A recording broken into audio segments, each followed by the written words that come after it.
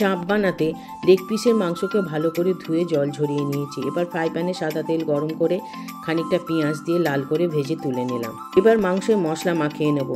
ভাজা পেঁয়াজ, আদা, রসুন, কাঁচা লঙ্কা একসঙ্গে বাটা, নুন, মরিচ গুঁড়ো, কাশ্মীরি লঙ্কা গুঁড়ো, টক দই, কাজু, মগজদানা, পোস্ত একসঙ্গে বাটা, শাহি গরম মশলা গুঁড়ো, মিঠে আতর, গোলাপ জল 1 চামচি, কেওড়া জল 2 চামচি, জাফরান, পেঁয়াজ ভাজার তেল সব একসঙ্গে দিয়ে ভালো করে মাংসের সঙ্গে মাখিয়ে নিতে হবে। দিয়ে 3 ঘন্টার জন্য চাপা দিয়ে রেখে দিয়েছি।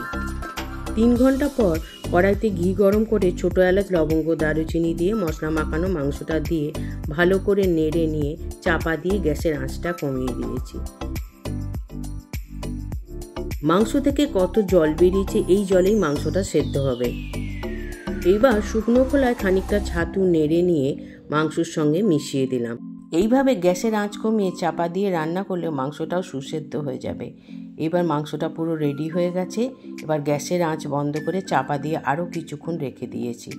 রান্নাটা ভালো লাগলে একটা লাইক করে দেবেন এবং চ্যানেলটা সাবস্ক্রাইব করে